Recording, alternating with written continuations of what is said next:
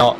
But as well, once again, looking at the other setups that our producer was telling us, Kevin Siclari with the ultra wide as well. That's gives him the best possible view with the 91 running wide just before Skyline. But then actually, the number 5 Bentley has also had problems, and it might be a spin for the number 5. Oh! Well, that's what it looks like when a housing estate takes off, everybody. The Bentley clatters into the dipper down the hill there. That was a horrible, horrible impact. Side on as well, really flung the car in the air. I'd be intrigued to know what that has done to the steering and, of course, how that machine feels right now. You can see it sort of bobbling around as it comes out of Forest Elbow. But that is not good, to say the least. That's a big understatement, I must admit, but that was a hell of a moment, wasn't it? All of a sudden just really unfolded very, very quickly, didn't it, Ryan? And then the next thing you know, you've got an absolute postcode in the sky.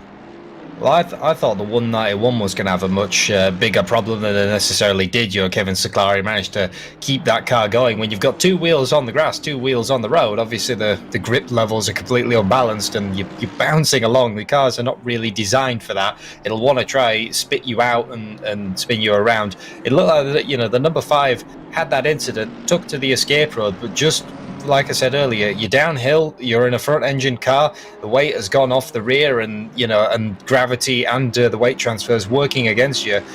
Just the number 5, Moreira, just couldn't really save the Bentley. Gravity had taken over at that point and into the wall they went, and then gravity was defeated with the Bentley flying up into the air. I have never seen a Bentley come sideways towards the camera before, but, well, now I have. I wondered why the sun disappeared. But yeah, that's what we call a total eclipse, everybody.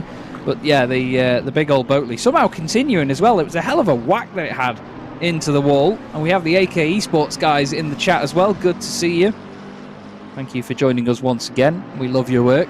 But yeah, somehow Fidel Moreira has, well, somehow got away with that. And I mean, the car probably feels like absolute death to drive right now. You can see the way that it's moving around a little bit.